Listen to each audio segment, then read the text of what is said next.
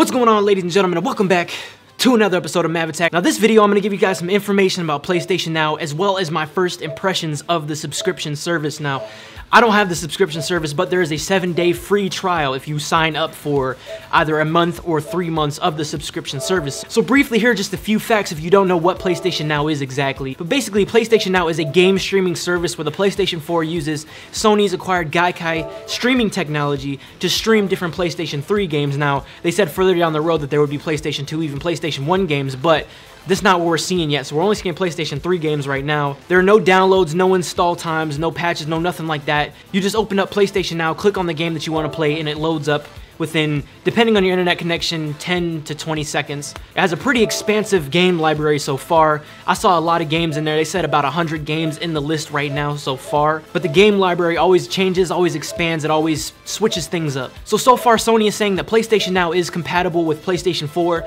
PlayStation 3, PlayStation Vita, Sony TVs, PlayStation TV. So there's a bunch of different things, and they're also trying to bring it to cell phones and I think some other things, Blu-ray players down the line. Now you get a variety of different rental periods, so you can rent games on an individual basis. So you can rent a certain game like Mass Effect for $5 for, I think it's like a week or something like that. But aside from the individual games, you can also do a subscription-based model. Now we're going to talk about that in a little bit because I think that is just a little too overpriced for what it is. But also your game saves go into the cloud, you know, that special cloud that everybody talks about. All your game saves and all your game data go into the cloud, so you never really lose your data. It never gets corrupted or wiped off of your system. So you can move from your PlayStation to your Vita, then upstairs to your TV, and still resume and play the same game at the same place where you saved and left off. And it also has PSN integration, so you can still get those PlayStation 3 trophies on the games that you might have missed out on in the past. So that was just briefly a little bit of information about the PlayStation Now service. Now my impressions. Okay, so I actually really enjoyed it, the time that I did spend playing some of these games. Now, I played 2 different games. I played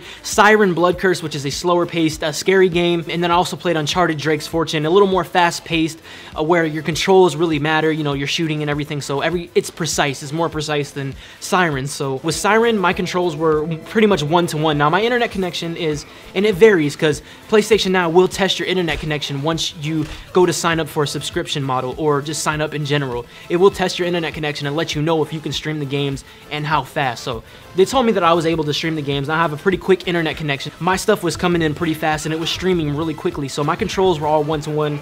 I didn't have any sort of delay in the stream. Now as I was running around trying to get away from this police officer, this game is freaking terrifying, by the way, I didn't run into any issues at all with the controls, with the connection, anything. It was all smooth. I felt like I was playing my PlayStation 3 with a PlayStation 4 controller. Now, switching gears to Uncharted. Uncharted was a little bit different. My controls were a little bit delayed, a second delayed. It didn't affect the shooting too much, but I could definitely tell, and if you look at the footage right now, you can tell that my shooting was off. No, I'm not poop at games. I'm pretty good at some freaking video game. The connection was off just a little bit, and so that kind of messed up my shooting, but I also did have a connection hiccup there playing the intro part, so aside from that, everything ran pretty freaking smooth. The graphics, they didn't look too bad. I mean, it's streaming, so of course the graphics are going to be dumbed down a little bit, but it was still pretty decent. As you can see on the screen, the graphics are pretty nice still. So graphic quality was not changed too much, and the controls were still one-to-one on my own personal internet connection. Now yours may vary, but on a decent internet connection speed, I'm pretty sure that it's gonna perform pretty well. Now the subscription plan, so you can start your 7-day trial, but you have to sign up for a subscription plan, either 1 month or 3 months. Now with the PlayStation Now, I don't think it's worth it at this point. It's not worth it at this point to pay $20 for 1 month of unlimited games. Now that sounds awesome, but $20 for a month, or 3 months for $45. I'm not really liking the subscription model. Now, it's cool to just jump into games like that, but the fact that we are paying PlayStation Plus subscriptions for, say, $50 a year, but on top of that, we have to pay for the PlayStation Now subscription, so that only adds on to the amount of money that we're paying. And then, for our connections and for our accessibility to the PlayStation Network to not even be promised. We're not even promised that we can get on the PlayStation Network and continue to play games because of all the security breaches and all the issues that we've had in the past, maintenance, DDoSing, which we can't really avoid, and all this other stuff. So it brings up the question, is this really worth it? It's not worth it because of how unstable the PlayStation Network is, and because it continuously goes offline. One day, you know, your subscription, as soon as you start your subscription, PlayStation Network is down due to maintenance. PlayStation has been taken off the grid.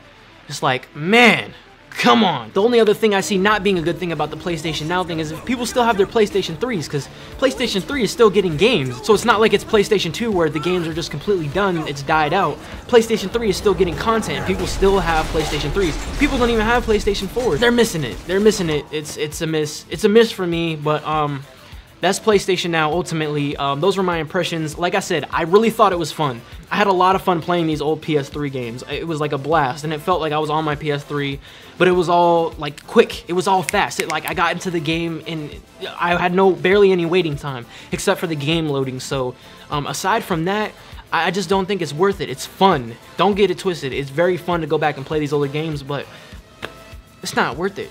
It's not worth it. With all that being said, thank you guys so much for watching this episode of MavAttack. I know this was a little more informational and everything. I got some more gameplay coming out. I got some other special themed videos coming out. And of course, we got some stuff for the future. So stay tuned for everything that is MavAttack. And you guys all stay radical. And I will see you all on the next episode of MavAttack. Motherfucker.